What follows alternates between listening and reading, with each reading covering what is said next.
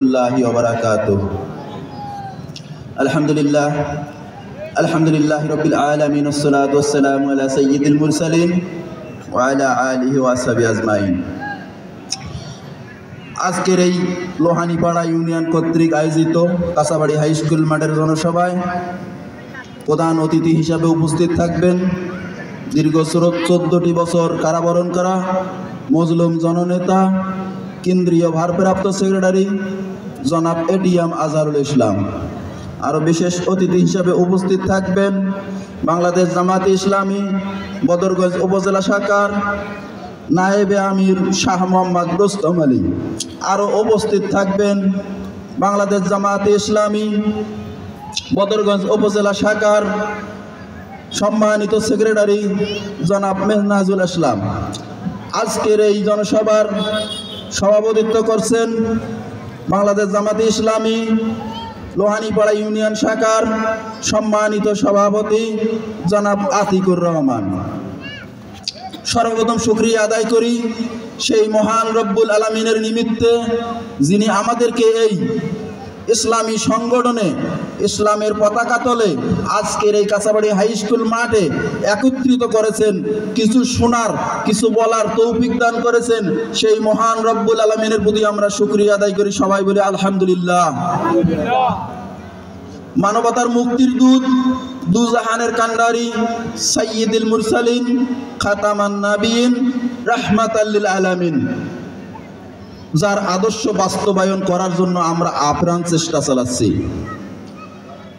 যার তরিকা মতো চলার জন্য আমরা চেষ্টা চালাচ্ছি, যার দিন কায়েম করার জন্য আমরা চেষ্টা চালাচ্ছি, যার রেখে যাওয়া দায়িত্ব আমরা পালন করতেছি, সেই রসুলের প্রতি আমরা সবাই হাম পেশ করি, সবাই বলি সাল্লাল্লাহু আলাইহি সাল্লাম।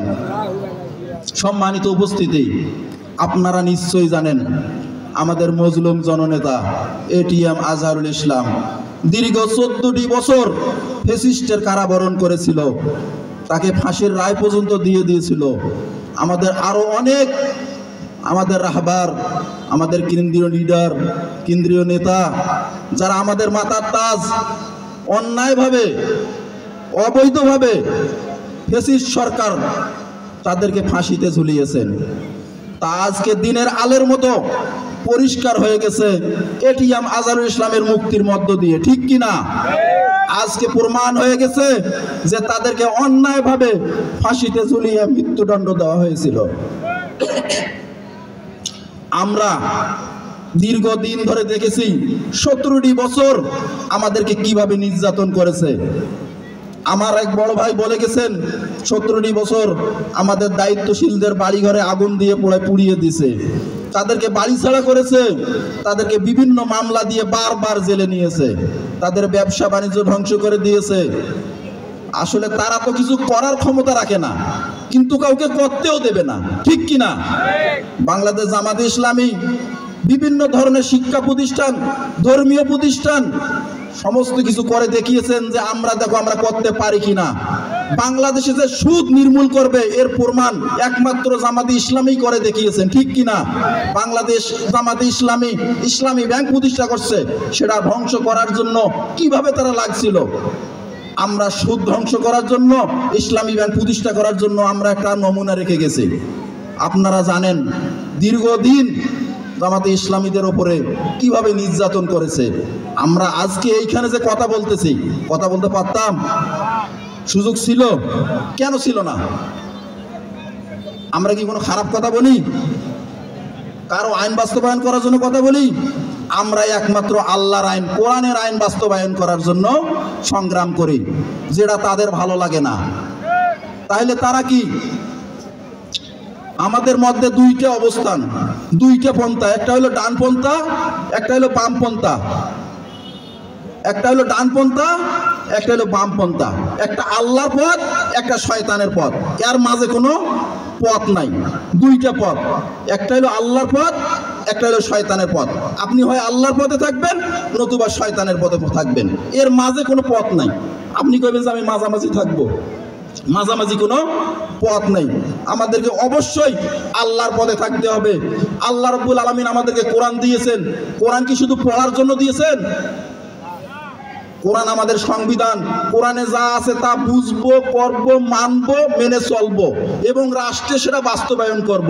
এটাই আমাদের কাজ।